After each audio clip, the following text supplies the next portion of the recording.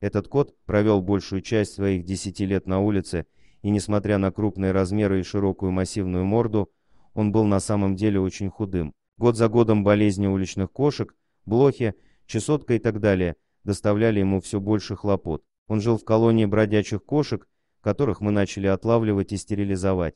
Но этого котяру мы никак не могли поймать в ловушку, он был очень хитрым и избегал наших клеток, рассказывает Линдси. Но однажды он стал выглядеть очень больным, а потом и вовсе пропал. Мы сильно волновались за него, но потом он появился и сам добровольно вошел в нашу ловушку. Казалось, что он просит нас о помощи. Линдси взяла кота под свою опеку и отправилась с ним в клинику, где его должны были стерилизовать и излечить от чесотки, блох, глистов и прочих болячек. Она дала коту кличку Мистер Бельведер или просто Мистер Би и взяла его на время лечения к себе домой. Все тело кота было покрыто шрамами от его драк с другими котами. В течение нескольких последующих недель Мистер Би, который скорее всего был настоящим альфа-котом, в своей группе кошек из-за своих крупных размеров, получил в том числе лекарства от чесотки и ушной инфекции. Также у него удалили несколько плохих зубов.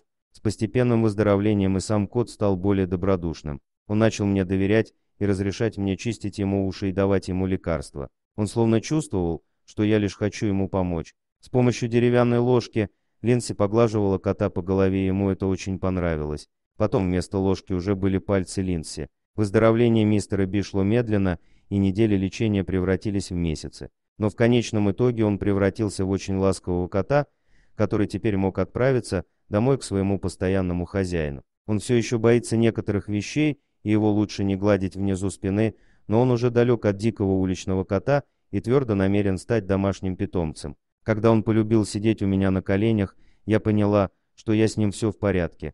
По словам ветеринаров, коту не менее 10-12 лет, то есть он уже очень возрастной. Но даже если ему осталось всего несколько лет жизни, Линдси знает, что он проведет их в комфорте и в тепле. Вскоре для кота нашелся хозяин, им стала ветеринар Дженна де Кристофара из Северной Каролины. Она увидела снимки мистера Би в интернете и сразу же влюбилась в кота. Дженна и ее муж не раз уже спасали пожилых кошек и хорошо знают, какой им нужен уход. Линдси была так взволнована новостью, что лично прилетела из Флориды в Северную Каролину, чтобы познакомиться с Дженной и понять, верно ли руки попал мистер Би. Все оказалось просто замечательным. Сейчас, по словам Дженны, они не могут представить себе жизни без этого кота. Он оказался таким милым мальчиком, и это очень уникальный кот. Он научился нам доверять и показывать свою любовь и преданность. Его борьба за жизнь удивительна. Дорогие друзья, если вам понравилось видео, поставьте лайк, а также подписывайтесь на канал, где найдете еще много интересного.